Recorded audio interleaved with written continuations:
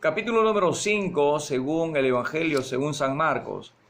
Dice así: vinieron de la otra parte de la mar de la provincia de los Gadarenos, y salió él del barco. Luego le salió al encuentro de los sepulcros un hombre con un espíritu inmundo, que tenía domicilio en los sepulcros, y ni aun con cadenas le podía alguien atar, porque muchas veces había sido atado con grillos y cadenas, mas las cadenas habían sido hechos pedazos por él, y los grillos desmenuzados, y nadie le podía domar.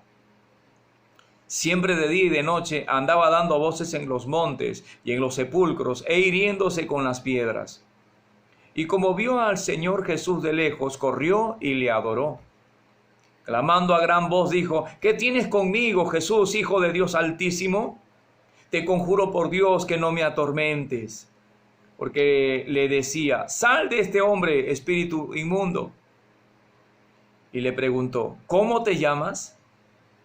Y respondió diciendo: Legión me llamo, porque somos muchos. Y le rogaban mucho que no le enviase fuera de aquella provincia. Y estaba allí cerca del monte una grande manada de puercos paciendo. Y le rogaron todos los demonios, diciendo: envíanos a los puercos para que entremos en ellos. Y luego el Señor Jesús se los permitió. Y saliendo aquellos espíritus inmundos, entraron en los puercos, y la manada cayó por un despeñadero en la mar, los cuales eran como 2000, y en la mar se ahogaron. Y los que apacentaban los puercos huyeron, y dieron aviso en la ciudad y en los campos, y salieron a ver qué era aquello que había acontecido.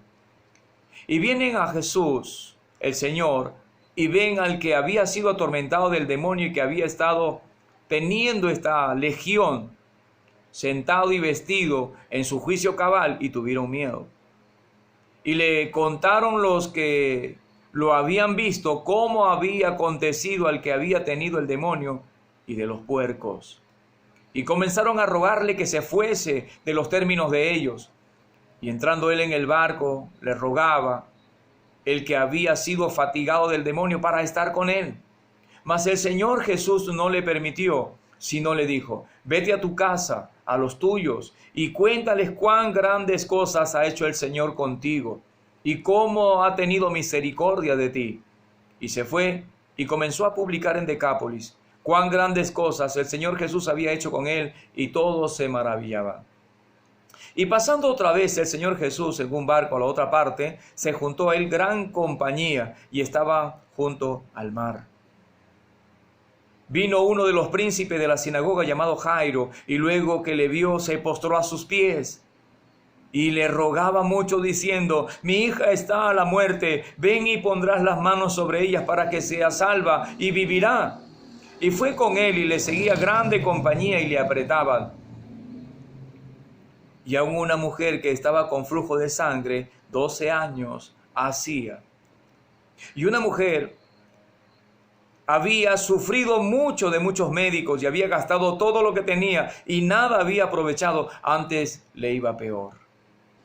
Y como oyó hablar del Señor Jesús, llegó por detrás entre la compañía y tocó su vestido, porque decía: si tocare tan solamente su vestido, seré salva. Y luego la fuente de su sangre se secó, y sintió en el cuerpo que estaba sana de aquel azote.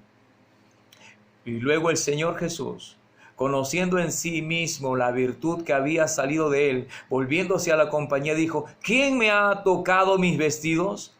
Y le dijeron sus discípulos: ¿ves que la multitud te aprieta y dices: ¿quién te ha tocado?